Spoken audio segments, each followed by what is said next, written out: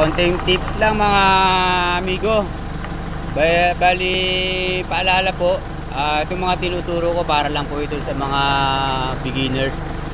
Sa mga marunong na, saludo ko sa inyo, shoutout sa inyo dyan. Bali, pagka susundot po kayo ng paleta na tagilid, lalo't kargado, halimbawa kargado po, huwag nyo pong kakabigin.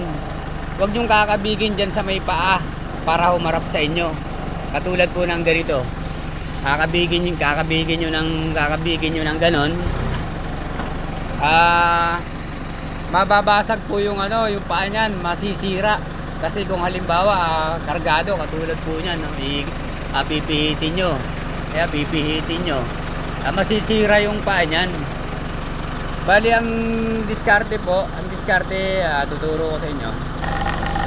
Kaya halimbawa po, yan katulad yan kargado. Tabingi yung tabingi yung, kung mapapansin nyo, tabingi yung paleta nya, hindi nakaharap sa inyo. Ang gagawin nyo po, papasok nyo muna ng konti. Papasok muna natin ng konti. Yan. Pag nakakagat na po yung fork nyan, itataas nyo yung fork ng konti, bahagya lang.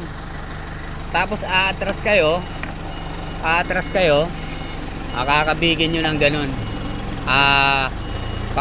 pakanan. Ayan. Ayan, nakaharap na sa inyo.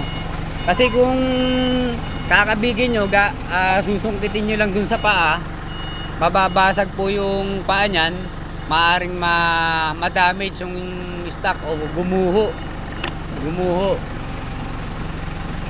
Ayan, tsaka naman niya ngayon susundutin. Ayan. Tips lang po yan para sa mga beginners.